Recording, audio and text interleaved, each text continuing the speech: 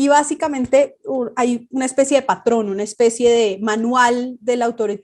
el autoritario populista que se va cumpliendo de distintas maneras. Lo primero y típico es atacar cualquier tipo de crítica y tildarla de enemigo. Implica dispositivos para cerrar el espacio cívico, es decir, para hacerlo más difícil para que la sociedad civil pueda operar. Entonces implica acusarlos de ser parte de una conspiración en contra de AMLO. Una de las típicas medidas que hemos visto en varios de estos gobiernos, incluido el gobierno AMLO, es atacar a las autoridades electorales. En el caso de México, el ataque al Instituto Nacional Electoral y quizás lo más grave ahora, la propuesta de reforma política que probablemente afectaría gravemente la independencia del instituto. Los distintos ataques al sistema judicial, en donde cualquier fallo que sea contrario al gobierno es de nuevo rotulado como de, digamos, enemigos que quieren impedir el cambio.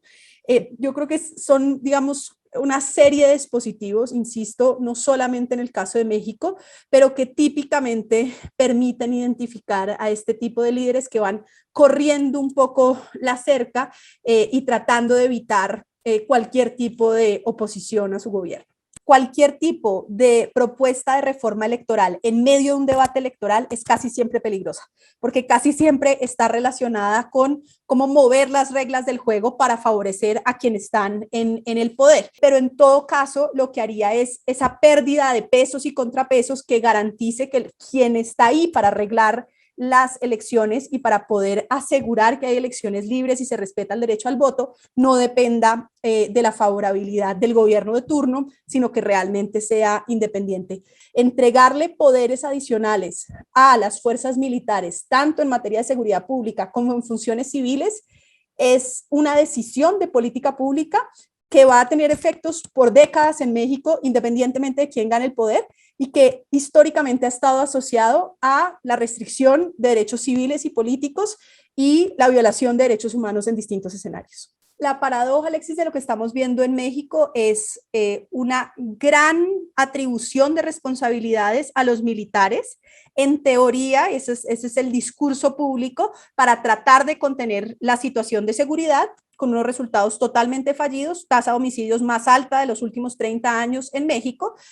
Como ustedes conocen bien, no solo desde la política de abrazos, no balazos, sino cuando uno conversa con las comunidades a nivel local, hay un sentimiento de que el Estado los abandonó. Yo, siendo colombiana, vengo de conocer de primera mano que cuando un país toma la decisión de darle más poder a los militares, las posibilidades de echar eso para atrás toman muchísimos años,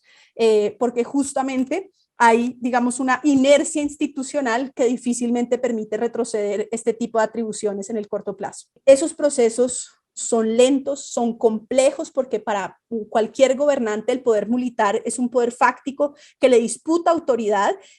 Hay incentivos a tener lógicas transaccionales que evitan muchas veces que esos procesos de transformación se den.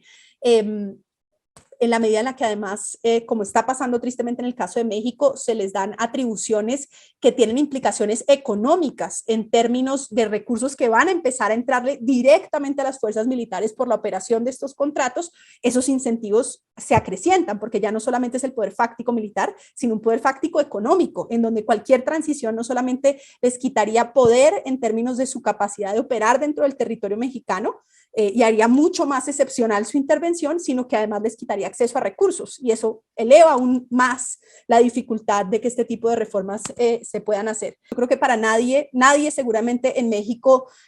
considera que las policías no requieren reformas. Por supuesto que las requieren, o consideran que en el pasado y aún hoy ha habido corrupción. Por supuesto que ha habido corrupción, pero la forma de resolverlo no es tratar de pasarle a otra entidad, por más que haya tenido, digamos, buenos niveles de popularidad, sino entender cuál es la función constitucional de cada entidad. La razón por la cual la seguridad pública está en manos de una autoridad civil, en principio, como lo son las policías, es para garantizar la protección de los derechos de los ciudadanos y ciudadanas. Cuando se le empieza a otorgar esas funciones a un sector militar que está diseñado y entrenado para combatir en un escenario mucho más propio de guerra, lo que se genera es la posibilidad de más violaciones a derechos humanos. Los militares en la práctica difícilmente están combatiendo realmente a los carteles. Lo que hay en la práctica es una capacidad de los carteles a nivel de territorial de ser quienes mandan.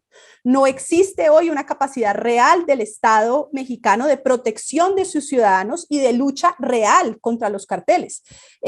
Para ser muy clara, proteger a la ciudadanía no solamente supone que, por supuesto, en primer lugar, abstenerse de cualquier tipo de violación a los derechos humanos. Requiere también actividades proactivas de protección de la ciudadanía. Eso implica, por ejemplo, capacidad de judicialización efectiva, hacer procesos de investigación técnica judicial para desmantelar estructuras de crimen organizado que operan en el territorio mexicano, contrario a lo que viene pasando, y es una discusión, por ejemplo, en el continente de cómo fortalecer la capacidad de hacer policías más civiles, que significa enfrentar escenarios de protesta en donde hay una mezcla de protesta pacífica con protesta violenta para tratar de tener una respuesta mucho más respetuosa a derechos humanos, y en donde toda la discusión está en términos de policías profesionales mucho más relacionados con la ciudadanía para ganarse su confianza. Tristemente México, y por supuesto lo vimos en Brasil en el caso de Bolsonaro, en la otra dirección, empoderando más y más y más a fuerzas militares y devolviéndonos a lo que nos costó décadas tratar de superar luego de las dictaduras militares en el continente. Yo creo que eso no es imposible. Nosotros, quizás la experiencia más similar que la de las FARC en Colombia, tenemos la experiencia de la negociación con los grupos paramilitares, las extintas Autodefensas Unidas de Colombia, que tenían sin duda un componente muy similar a aquel de carteles y grupos de crimen organizado. Dicho eso, lo primero es que eso requiere una metodología muy clara, una decisión de negociar con distintos grupos de una manera estructurada, pero además yo creo, y es un reto que enfrentamos incluso hoy en Colombia también, pues hay que ser muy precisos en de qué grupo estamos hablando y cuáles son sus características, quiénes son sus integrantes y tener una clasificación muy seria. Yo no creo que uno pueda negociar con cualquier grupo, tiene que haber una estructura mucho más formal para poder iniciar un proceso de negociación.